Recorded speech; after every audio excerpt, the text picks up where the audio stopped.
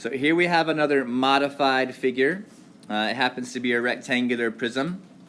So we're going to find the surface area of this rectangular prism by applying the surface area formula, which is 2 areas of the bases plus the perimeter of the base times the height of your prism. Okay, so this base is this rectangular thing with the protrusion here and the indentation here. So that's your base. So we're going to find the area of that thing and we're going to find the perimeter of that thing. Okay, so let's talk about the base area first.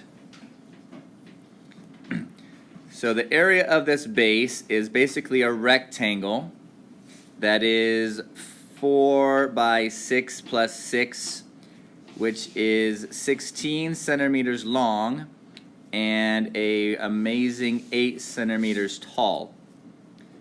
Okay, because the radius, of course, is doubled when you get the diameter, so the whole entire distance here is 12. 12 plus 4 is 16 for that rectangle. Now we're going to subtract off this semicircle thing from the bottom with a radius of 6, and then we're going to add a semicircle to the top with a radius of 6. So basically these two things cancel each other out and we just get the area for our rectangle. So 16 times 8 is 128 square centimeters as the area of your base. So now let's move over to our perimeter, which is not so simple. So we'll do this one piece at a time when it comes to finding perimeter. So let's start here and work our way around. So think about driving a car on a road. We're going to go 4 centimeters this way, plus turn left and go 8 centimeters, turn left again and go 4 centimeters. Now we have to do this curvy part. So the curvy part is half a circle, which is half of 2 pi times the radius of 6. Okay, and then we go straight for a little bit down here, and this is the other side of your rectangle, so that's another 8. And then we make this other curvy part.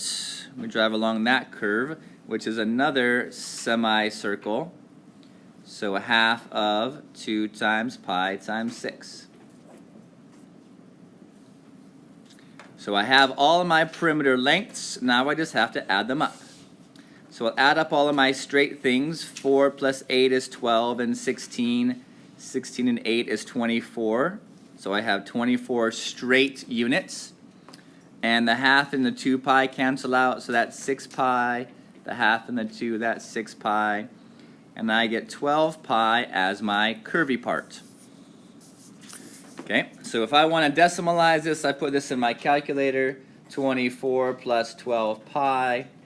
And that gives me a 61.699 perimeter in centimeters.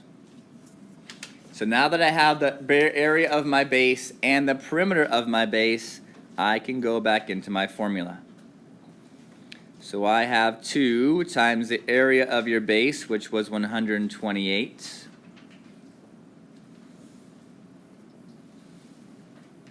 Plus the perimeter, which was 61.699, times the height, which is 5, the distance in between your two bases. So when I put all this in, 256 plus 308, 496, I get a total surface area of 564 point, we'll call it 50 square centimeters. So with modified figures, we find the area of the base by subtracting, and we find the perimeter of the base by adding.